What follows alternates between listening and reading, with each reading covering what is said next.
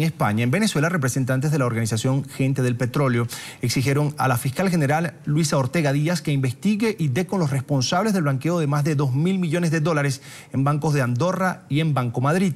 Piden cárcel para quienes en nombre de la revolución han defalcado a Venezuela. Oliver Fernández desde Caracas con el informe. Según la Unidad Española Antiblanqueo CEBLAC, al menos 3 ex viceministros venezolanos estarían involucrados, uno de ellos de la estatal Petróleos de Venezuela y próximo al expresidente de PDVSA y actual embajador de Venezuela en la ONU, Rafael Ramírez. Presuntamente, estos jerarcas aparecen en la relación de clientes descubiertos en la filial española de la banca privada de Andorra. La organización Gente del Petróleo considera que el escándalo debe ser investigado en Venezuela. De lo contrario, las instituciones se convertirían en cómplices de este robo. Estamos exigiendo a la fiscal general de la República, Luisa Ortega Díaz, que inicie una investigación por los casos de corrupción que hay en PDVSA, el último de los cuales es el caso del Banco de Andorra, donde hay 2.000 millones de dólares involucrados. Nosotros exigimos a la fiscal que se inicie una investigación, que no es posible que sean las instituciones extranjeras las que sancionen, las que investiguen, y nosotros aquí no tenemos una organización que nos respalde y que respalde y proteja el patrimonio de todos los venezolanos. Según el diario El País de España, fuentes policiales ligadas a la investigación aseguran que la lista de venezolanos es larga. El ex viceministro de Energía Nervis Gerardo Villalobos, el militar Alcides Rondón, quien ocupó puestos de seguridad claves en la administración Chávez, también el ex viceministro de Desarrollo Javier Alvarado, el jefe de los servicios secretos de inteligencia Carlos Aguilera y los empresarios Rafael Jiménez y Omar Farías. La organización Gente del Petróleo considera que se ha pisoteado el prestigio de Petróleos de Venezuela. Es lamentable. Yo creo que la empresa, el principal activo que tiene una empresa es su prestigio. Y ese prestigio lo tenía Petróleos de Venezuela. Ahora, en cualquier parte pueden ocurrir actos de corrupción. En el pasado, incluso en la PDVSA meritocrática, recordemos que existió el caso de los petroespías, pero fue denunciado por la propia PDVSA y la propia PDVSA inició la investigación. En este caso, cuando tú estás ocultando un hecho de corrupción, el desprestigio es mayor. Fiscalía es Fiscalía General de la República, no es Fiscalía General del PSV.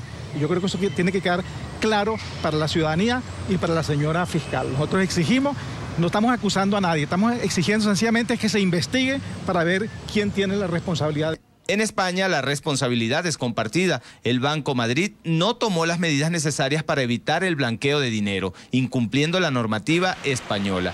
Ya el caso está siendo investigado por la Fiscalía de ese país europeo. No se descarta que representantes de la organización Gente del Petróleo acudan ante la Contraloría General de la República para exigir que se investigue el destino de ese dinero que pertenece a todos los venezolanos. Es la información que manejamos desde acá, desde la Fiscalía General de la República, y con ella las invitamos a que continúen con más de la tarde. Gracias, Oliver. Y a esta hora nos acompaña en el estudio de NTN 24 Horacio Medina, exdirectivo de PDVSA. Le doy la bienvenida, por supuesto, a la tarde de NTN 24. Buenas tardes, Carlos Eduardo, y muchas gracias por esta invitación al Canal de las Américas. Un placer. Señor Medina, ¿cómo es posible y de qué manera estarían utilizando la estatal petrolera venezolana PDVSA para este presunto blanqueo de dinero? Bueno, primero que nada, tengo que decir básicamente lo que dijo mi ex compañero Eddie Ramírez. Yo siento un profundo dolor y una tristeza tener que expresarme de Petróleos de Venezuela, una empresa a la cual le entregamos más de 20 años de nuestro servicio profesional, y ver en este estado una empresa básicamente irrecuperable, una empresa que ha sido totalmente destruida y donde la corrupción ha venido campeando durante los últimos 15 años. Ciertamente esto que ha sido develado en este momento es inevitablemente tenía que suceder. Y básicamente conozco muy bien la relación que existe entre Javier Alvarado, quien fue mi compañero en Petróleos de Venezuela por más de 20 años, y además sabemos lo que es Nervis Villalobos y unas empresas que estuvieron alrededor, y tengan que recuerden aquella crisis eléctrica que trajo como mención a Ali Rodríguez Araque como el zar de la energía eléctrica en Venezuela, y vino Rodrigo Valdés desde Cuba para encargarse de la problemática, y allí se gestó una gran corrupción. Se gastaron más de 20.000 millones de dólares para tratar de resolver una crisis que no se resolvió, y no se resolvió porque allí operó esa gran mafia que se formó alrededor de Javier Alvarado, de Nervis Villalobos. Por cierto, teniendo como eje conductor siempre, y no lo pierdan de vista porque va a salir de una manera clara e inequívoca, Rafael Ramírez. Alrededor de ello estaba Baldó Sanzó, estaba Javier Andrés Alvarado Pardi, el hijo de Javier Alvarado, estaba Diego Salazar Carreño, primo del señor Rafael Ramírez, y entre todos ellos de alguna manera orquestaron pues todo un plan creando empresas fantasmas, empresas que no existen, sobre las cuales se pagaban la compra de diversos equipos termoeléctricos que nunca se llevaron a cabo. Y hoy en día esto continúa. Javier Alvarado, por ejemplo, es el presidente de Baribén, que es la empresa que compra básicamente todos los insumos que requiere Petróleos de Venezuela. Entonces, la corrupción en Petróleos de Venezuela está insertada a todo lo largo y ancho de la empresa. Y por muchos años se han venido haciendo denuncias. No solamente quien habla, muchos otros colegas lo han hecho con pruebas evidentes. El hundimiento de Avanper, los taladros chinos que nunca llegaron al país, fueron más de 165 millardos de bolívares. Y hay pruebas claras y evidentes de que eso sucede allí. Todo lo que se hizo o se hace todavía con la compra y ventas de crudo, los desvíos que existen, en fin, una cantidad de asuntos que nunca han sido investigados y que en este caso en particular sería temerario adelantar las conclusiones, pero que podría traer serias consecuencias para Petróleos de Venezuela una vez que estas investigaciones que se dan en España y en Andorra lleguen hasta el fondo del asunto. Es decir, señor Medina, se redactaban las contrataciones, pero no se ejecutaban y sí PDVSA pagaba. Efectivamente, y eso ha sido sí de una manera reiterada. El caso, como te digo, el caso de los taladros es patético. Ahí se gastaron 165 mil millones de bolívares en unos taladros que nunca se pusieron en operación. Y luego de esto han habido una cantidad de denuncias impresionantes sobre hechos de corrupción que se han sucedido. Creo que debemos recordar también cuando comenzó esto. La primera evidencia la tuvimos hace unos años atrás, 2007, si no me falla la memoria, cuando Rafael Ramírez tenía negociaciones bajo este mismo esquema con su cuñado, Valdós Sansó, para depositar dinero en el banco o en el Ocean Bank de Miami. Tan es así que el Departamento de Tesoro multó al Ocean Bank en más de 12 millones de dólares porque encontró claras evidencias de que ahí había una situación irregular de lavado de dinero. Dinero que era utilizando el trampolín en el Ocean Bank para después ser depositado en el Ducado de Luxemburgo. Ahora, pero PDVSA tiene un órgano contralor también interno, además de la Contraloría General de la República de Venezuela. Por ejemplo, cuando usted fue directivo de PDVSA, ¿sí tenía una lupa allí de las instituciones del Estado para vigilar sus pasos como directivo de esta empresa?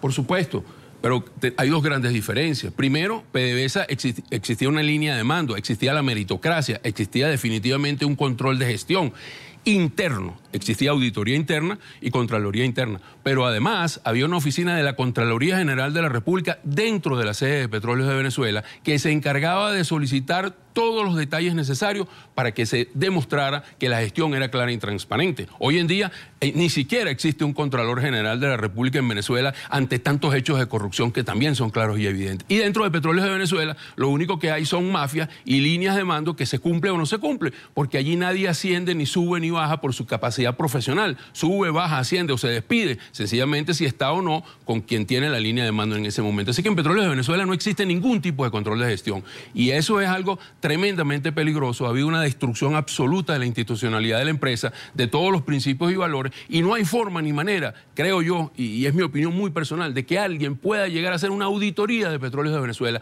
Es tremendamente complicado, sencillamente y llanamente, porque durante estos últimos 15 años no ha habido ningún tipo de control sobre la empresa.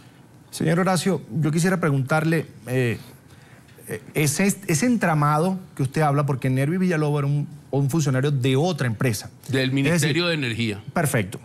Esas plantas se compraron algunas, otras no se compraron, y si era PDVSA precisamente la que pagaba ese tipo de adquisiciones para el Estado venezolano. Sí, PDVSA era la que lo pagaba. Y sí se compraron algunas plantas térmicas, pero portátiles, que al final del día ha sido una gran locura porque ha aumentado de una manera desmedida el consumo del diésel en el país. Pero no hubo soluciones de fondo, soluciones estructurales. Y sin embargo, se erogaron 20.000 millones de dólares que no han tenido ningún tipo de contraparte en las realidades de plantas de termoeléctricas, de generación termoeléctrica que estén funcionando. Y es que esto ha sido así a lo largo de estos años. Nosotros podemos ver en el Fonden. En el Fonden se han gastado entre el 2007 y el 2014 120.000 millones de dólares y no existe ningún proyecto de esos que están allí que haya sido terminado. Y sin embargo el dinero no está. O sea, esto es algo generalizado. Y en Petróleos de Venezuela y tomemos en cuenta lo que dije al principio y lo digo con mucha responsabilidad. El eje conductor se llama Rafael Ramírez, ministro de Energía y presidente de Petróleos de Venezuela. Así que todo conduce a que desde allí, desde esa cúpula, se vino gestando en un negocio absolutamente familiar, con empresas que fueron creadas, con jóvenes que definitivamente han hecho grandes fortunas, como es el caso de Diego Salazar Carreño, a quien se le asignó toda la cartera de seguros de Petróleos de Venezuela. Una persona que no tenía absolutamente ninguna experiencia en ese ámbito. Sencillamente era el primo de Rafael Ramírez y formaba parte de este entramado que se ha construido a lo largo de los años en PDVSA. La mayoría de los funcionarios que se suenan en esta denuncia fueron parte del gobierno del fallecido presidente Hugo Chávez. Ahora le pregunto, en aquella ocasión, en algún momento se denunció hace años ante las instituciones venezolanas que estaba ocurriendo este tipo de situaciones. Sí, como bien lo dijeron los excompañeros Beatriz y Eddie, gente del petróleo y otras organizaciones siempre han estado presentando evidencia y solicitando investigaciones a través de la Fiscalía General de la República. Esto jamás ha sido atendido, ni siquiera una respuesta positiva o negativa sobre la investigación. Sencillamente se ignoran. Hay otros colegas que han hecho denuncias muy claras y se han puesto a la orden de la Fiscalía para llevar las pruebas. Eso tampoco ha sucedido jamás. Petróleo de Venezuela durante 15 años ha sido absolutamente intocable. Y la realidad de hoy es patética. Una empresa con una capacidad de producción absolutamente mermada, con una capacidad de refinación que no llega al 65% de efectivo de su capacidad nominal, con derrames. Ayer no más hubo un nuevo derrame en el oriente del país, en el Furrial, inundando nuevamente el río Guarapiche. Eso tampoco se investiga. No hay nadie del medio ambiente que se ocupe de este tipo de cosas. En fin, tenemos una empresa que hoy en día es realmente lamentable el estado que tiene en este momento, y yo, de verdad, yo me siento profundamente afectado por eso, pero no hay otro camino. Las cosas hay que denunciarlas y hay que buscar los correctivos hacia adelante. Es Horacio Medina, exdirectivo de PDVSA. Quiero agradecer que haya dedicado estos minutos a la tarde de NTN 24. No, muchas gracias a ti, Carlos Eduardo, y de verdad un verdadero privilegio estar en el Canal de las Américas. Siempre bienvenido.